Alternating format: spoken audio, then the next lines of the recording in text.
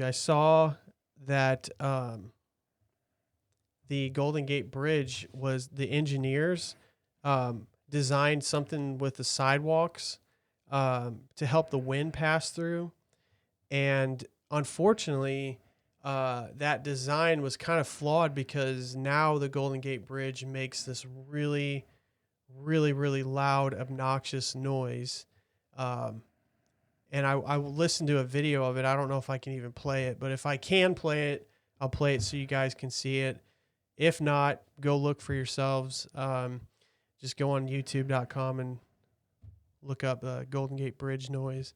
It's so creepy sounding, man. It's like it makes a howling noise, and I don't know how they're gonna fix that. I'm sure they're gonna come up with something, but it's pretty crazy. But the Golden Gate Bridge is just this epic bridge that I've always wanted to go visit, but it's also a sad place because a lot of people have died on that bridge. They've jumped off and killed themselves, or how many people died building it?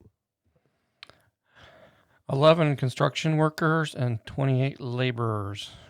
Died building that? Oh Yeah. my gosh. Well, he's from Michigan. My wife's family's from Michigan, and her grandparents, they live up in the UP, the Upper Peninsula of Michigan, and you have to go across this bridge called Mackinac Bridge, and it's kind of a scary bridge. I mean, especially when the wind is blowing real hard. What are the Great Lakes that are on each side? You got Lake Huron, Michigan. Lake Michigan, and then Lake Huron. So so the bridge just basically cuts it down the middle, and it connects you to the Upper Peninsula. So, but All there, the Straits of Mackinac. yeah, and how many people died building Oh, a lot more than what did. the Golden Gate? Yeah. Wow. There's Like, actually a museum. There's a pizza shop, and up top of the pizza shop, there's a museum in downtown well, there's Mackinac City. the people basically fell down the poles, right? Yep. They slid down into the poles, and I mean, they obviously died because the poles went way down in the water. I'm sure there's intense pressure, and a fall like that, you would just die from the fall. And then All they right. had concrete poured over them. So, did you find it? Yep. We'll see if this is it. Hold it up to the microphone. It should be. Oh, you're hooked up here?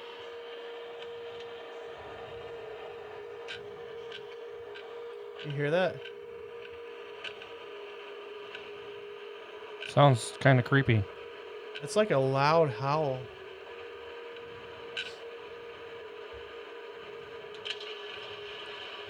That's got to be ear piercing. Driving through that. Golly, man. And how long does it take to get across the Golden Gate Bridge? I'm sure it's not like real quick ride. Oh my God, dude.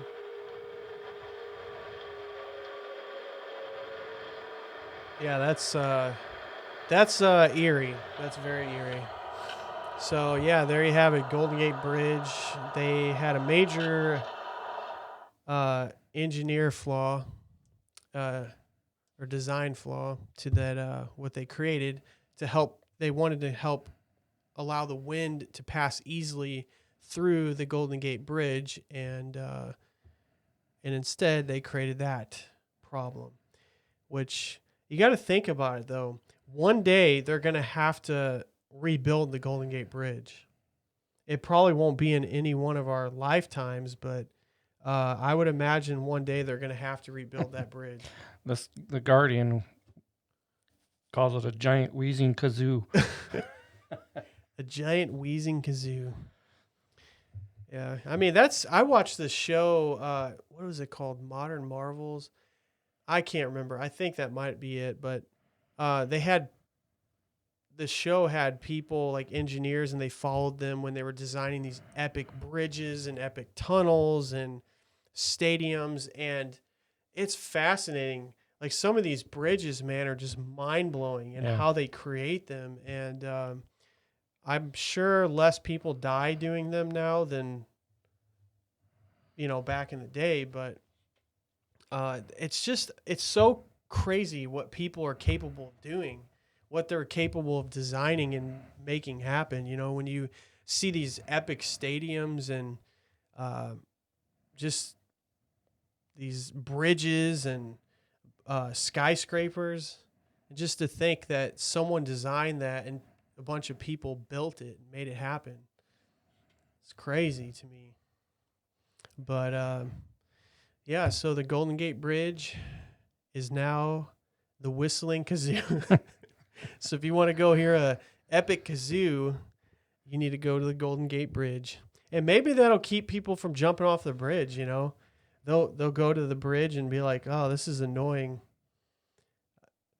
I don't want to jump off the bridge now." Maybe that's their intention. Do you think maybe they did that on purpose to keep people from doing that? Don't think so, but if it works, it works. I mean, shoot.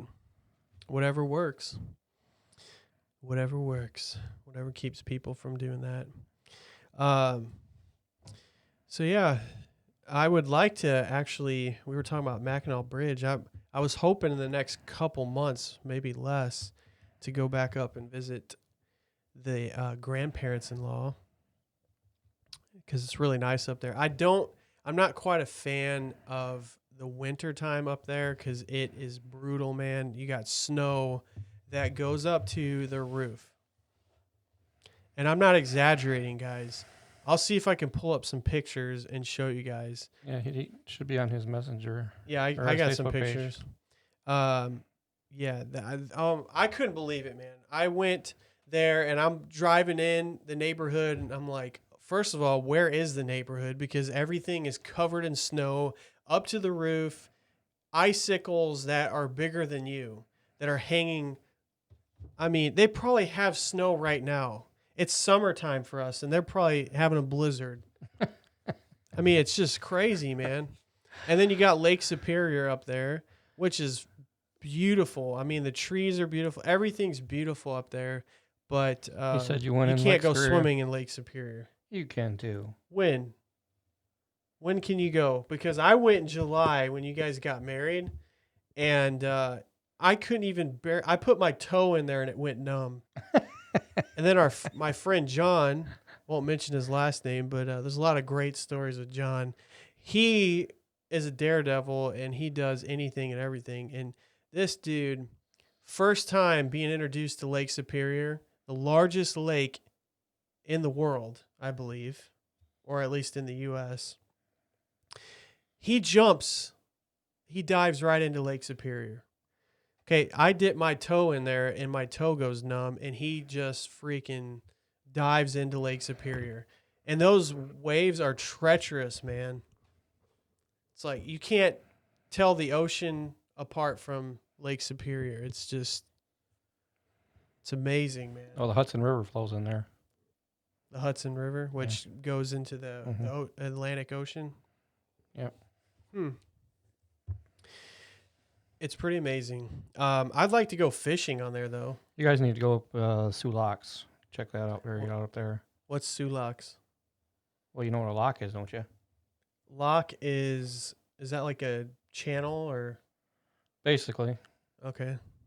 So basically what it is the two lakes come together. One's lower elevation. Oh, So okay. they got a lock that raises you up, and then you go. Oh, okay.